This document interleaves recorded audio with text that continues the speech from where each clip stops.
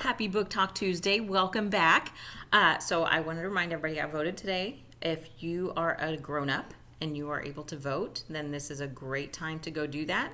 If your area may not be voting on anything right now, but in Montgomery County we are.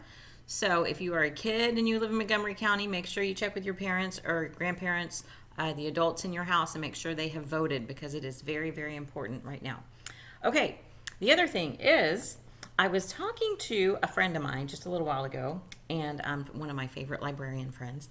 And I love when I talk to other librarians. We were talking about what we were reading, and she needed something for her son to read, and talked about a little bit about what he was reading. So she said she's reading Sweep right now, which is the story of a girl and her monster, which is this one. There we go. So the author of this book, John Auxier, it's probably not how you pronounce it, Jonathan Auxier, maybe Auxier. He also wrote The Night Gardener. So if you read that, that was a fantastic fantasy that also had a little bit of scary in it. And this one is about a girl who is a chimney sweep in like the Victorian era of in London, and it was a job that boys did when they were young, and they sent them down these chimneys to clean them out, and it was a pretty dangerous job. Anyway, she's down in one of these chimneys, and there's a fire, and she is sure that she's going to die. But there's always a twist. Anyway, I can't wait to read that. I'm going to borrow that from my friend when she finishes. But it reminded me that she was, maybe her son might read that one, but it reminded me about this book that he might like also, The Sinister Sweetness of Splendid Academy. If you are a fantasy person, this one has the fairy tale twist, and I might have talked about this already this summer. I can't remember. But Nikki Lofton is the author. She's fantastic. This is like my favorite book she's written. I like all of them, but this is my favorite one. It's a modern day Hansel and Gretel. Love it. So, and I'm telling y'all about this because Nikki Lofton actually wrote a letter to a student at my school who we tweeted the author on Twitter to tell her about the student that had read her book, this book. It was the first book she'd ever read, the whole thing. So the author sent a letter to her and recommended that she read Nevermore. So that's why I really wanted to read Nevermore, because the author of this book said to read it. Y'all, I finished it, and it is just great. So Morrigan, I don't know how far into it I was when I told y'all last time, so I was listening to it. Remember, I told you it's really, really good on audio. You should listen to it. If your parents tell you that listening to a book is not the same as reading it with your eyes, tell them to email me. It's fantastic.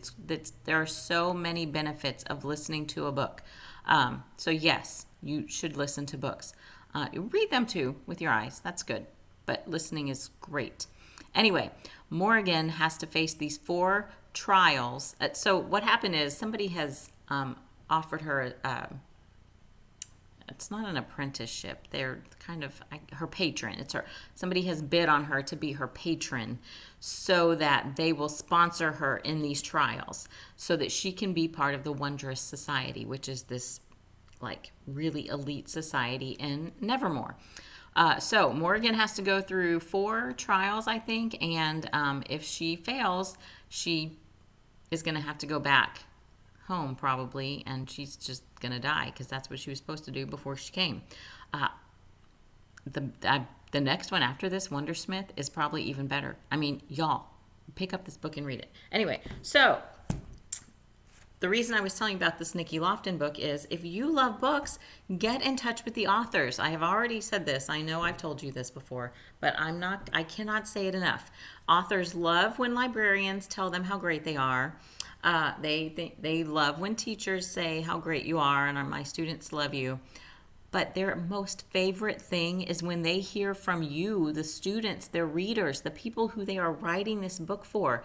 That is their favorite thing. They love hearing from you. And they will respond. They will respond to you. So if you have a favorite author or a favorite illustrator, or you just read this book that you could not put down, tell the author or the illustrator. Tell them, because they want to hear that. They want to know how much you love these books. Okay, so as I was thinking about all this, I was looking in my Goodreads because I was trying to look up all these fantasy books that I've read to talk to you about fantasy books today. But instead, I'm going to talk to you about Goodreads.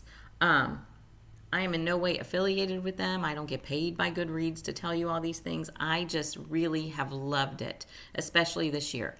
It's a website online where you can keep track of the books that you have read, the books that you want to read, and the books that you're currently reading. You can connect with friends on Goodreads and see what your friends are reading, what authors are reading. If you have a favorite author, you can see what they're reading, what your teachers or librarians are reading.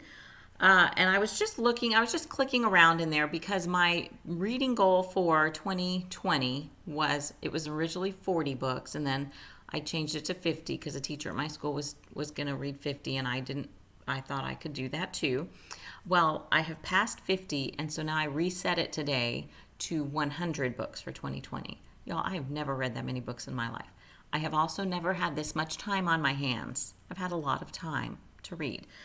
So as I was clicking around, you can go into your statistics in Goodreads, and it was showing me, like, you can see how many books you've read over time, books you've read per year, and it gives you a graph and a chart of all the different years. Pages you've read per year, like the most pages you've read in a year. Publication year, like what is the main, do you seem to read all the new books that come out, or do you like to read older books? It kind of tells you that. This year, y'all, in 2020, I have read 20,851 pages. What?